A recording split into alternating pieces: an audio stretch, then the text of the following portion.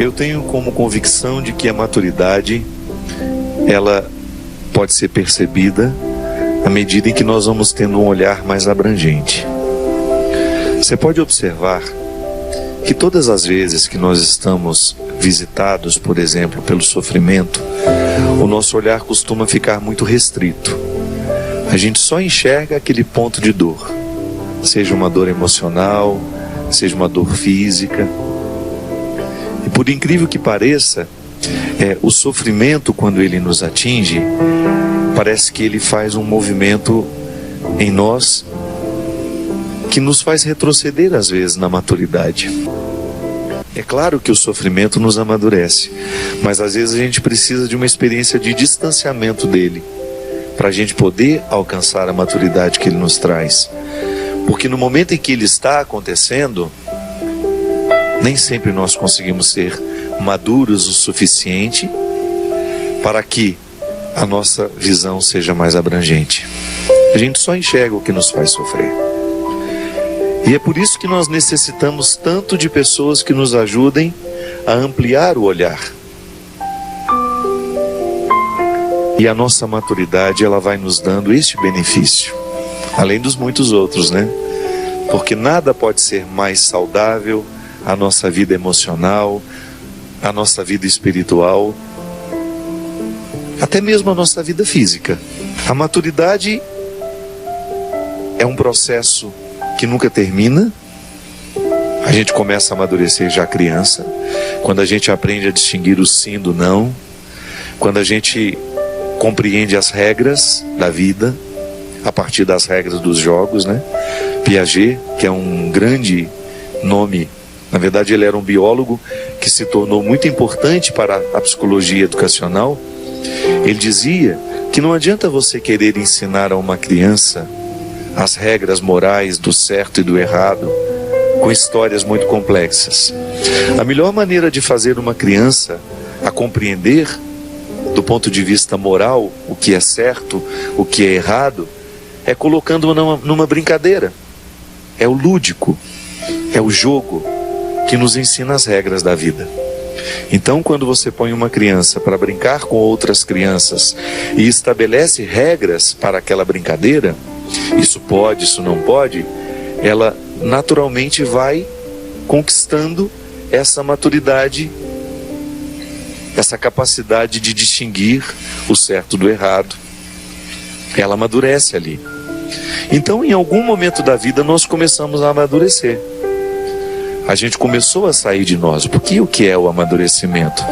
É uma capacidade de estar em si, que a gente nunca deixa de estar em nós, para depois você lançar um olhar para o outro. Não dá para fazer o contrário, do olhar de fora vir para dentro, não. É sempre um movimento que inicia em nós. Toda a visão que eu tenho do mundo parte da visão que eu tenho de mim. É por isso que às vezes a gente encontra pessoas muito pessimistas com as outras, né? Não acredita em ninguém, não acredita na bondade do mundo. É porque ela não se enxerga uma pessoa boa. Então ela faz uma leitura de si, não encontra muita coisa interessante, aí ela começa a fazer a leitura de todo mundo da mesma forma como ela se lê. Por isso que a gente precisa ter paciência com essas pessoas.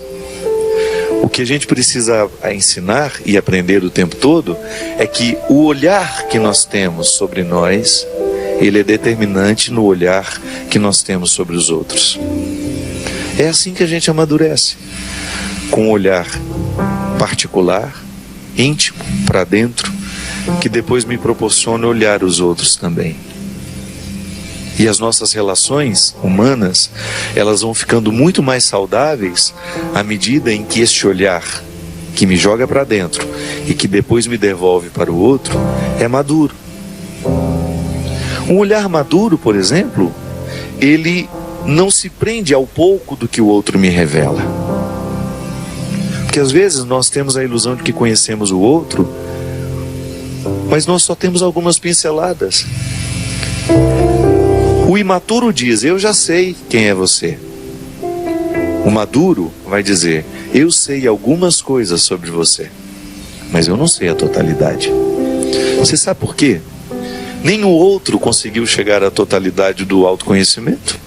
Como é que eu vou dizer que já sei tudo sobre o outro, se eu muito pouco sei sobre ele? Nós estamos, por exemplo, numa época em que a gente se comunica com muita facilidade. Então, muito facilmente também a gente tem opiniões sobre as coisas, sobre as pessoas. E muitas vezes ali, no momento em que a gente emite as nossas opiniões, nós não fazemos outra coisa senão demonstrar a nossa imaturidade, a pressa em dizer. É impressionante como hoje nas redes sociais uma pessoa é facilmente crucificada por uma notícia que saiu sobre ela. Uma notícia que nós nem sabemos se corresponde à verdade, porque a notícia pode ser distorcida.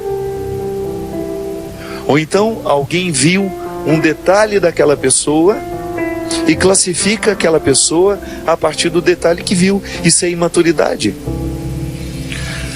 E é por isso que a maturidade combina muito mais com o silêncio. Não tenho o que dizer ainda. E pode ser que eu chegue à conclusão de que eu não tenha condições de dizer nunca alguma coisa sobre aquele fato, por causa dos limites que eu possuo, de não ter conhecido o fato como ele merecia ser conhecido, para que eu tivesse uma opinião sobre ele.